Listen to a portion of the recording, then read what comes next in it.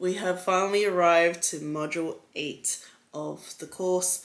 Find your creative voice, fly your freak flag. I really struggled this week. There was lots of panicking, flapping, and facing a lot of my inner demons. I experienced lots of resistance, and this is due to fear and self-doubt. It's due to confidence. I don't know why I'm twitching, and I've got some chrysanthemum tea ready for the section. Maybe I need to eat. No, Jenny, we're going to do this now. Stop procrastinating. And I felt like this. I started to journal. I've written all my thoughts down, and it helped me understand why I'm feeling like this, and it gave me clarity. So the first feeling I'm having right now is feeling overwhelmed by the options and path that I want to go down.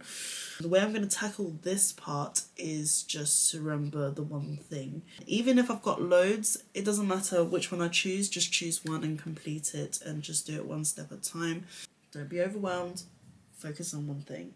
The second point is I'm worried about execution. My perfectionist is coming out. What if I do a crap drawing? What if no one likes my drawing? What if I don't like my drawing? I have the confidence to complete it, but I don't have the confidence in knowing how it will turn out, and trusting that process.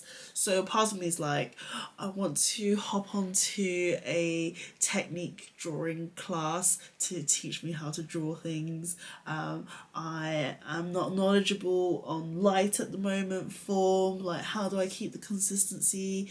Can I get the colours right? And my answer to this is, it doesn't matter if it does turn out crap. I'm going to learn from it, I'm going to redo it, and I'm going to be able to figure out what needs improving. If you've not heard it, it's the Ira Glass quote. I'm talking about the gap. So in summary, we artists, designers, illustrators, visual image makers, the reason why we got into this is because we've got good taste. But when we start out, our abilities to draw, the techniques, the style, the creative voice is not quite there yet. It doesn't really meet our taste, and that then becomes the gap. The only way to pull that gap for our taste and our ability to be together is to practice and create and do lots and lots and lots and lots of drawing. So that's a big one for execution. I need to remind myself to be patient, to try not to be influenced by other people.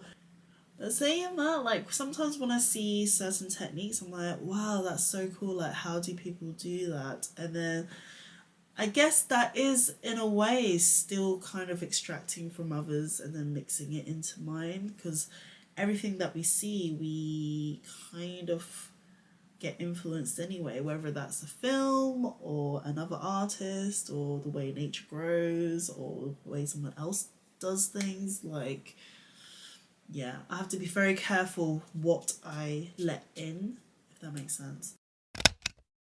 The course actually has archived all of their bonus live calls. So what I normally do is I consume the course content, do my task, and then go onto these bonus calls, because it's just really nice to hear the conversations when it was live, see what questions pop up, anything that I resonate with. And also, I don't want to be influenced by anything when I'm doing the task. However, this module 8, they've got a rule to say no panic, but I've been panicking. What I did differently was, instead of going straight to the task, I went straight to the bonus live videos, just to see what everybody else is suggesting, advice, how we can move on. Conveniently, when I was going through these bonus courses and information, I was also visual noting. So if you've not seen my pregnancy journal, instead of writing my notes down, what's happened throughout the week, I started drawing them. And that's something that I wanted to do for podcasts that I listen to, things that I read, courses that I consume, literally visual note-taking, because I feel that my brain engages more like that and it remembers the information. Okay, I'm going to continue this conversation later. Dinner with family first. So during my productive procrastination, I came across Leanne Chow, an illustrator, and she's done a couple of picture books before, which I'll link below. What resonated with me most was hearing that 80 to 90% she doesn't know whether the actual art piece is gonna work.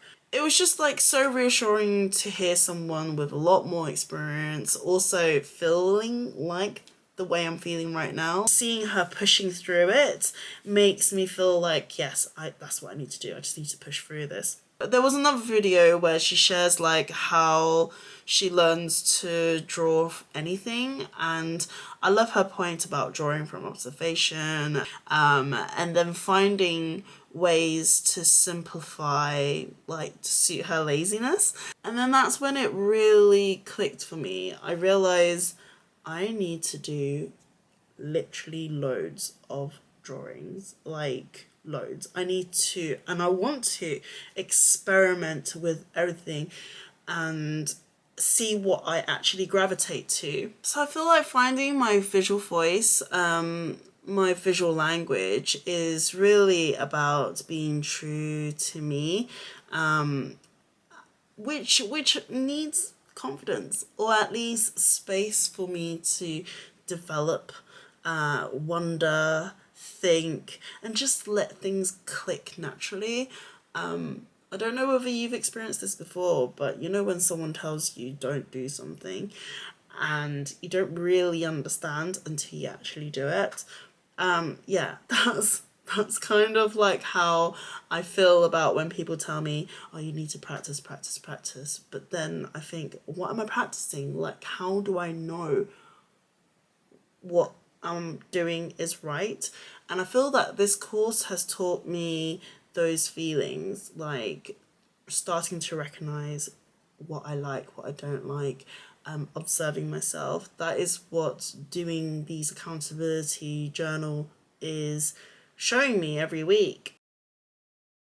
I kind of go back to the advice that the critiques at Drawbox gave me when I was submitting my work. They said to me, draw like you can draw anything in the world, and from there figure out what I need to improve on. And me producing what I want to produce now will show me how I can improve. That is just such a great advice. My problem before was not really knowing, like, how do I know? Like, what do I know? What interests me? And by taking this course, it's really taken me on that path. So now I can start to kind of like put those pieces together. And in terms of like what is it that I actually do draw, that's me tapping into my interest, like being understanding of my goals. Why am I doing this in the first place? If you're not sure how to find your why, this is how I found mine. I'll link a video. You know, what projects and products that I want to deal with, I want to do. And do they line up with my values? On that note, I shall keep you updated in the next video. Have a lovely week. I hope you're doing well. Take care, and I'll see you soon. Goodbye.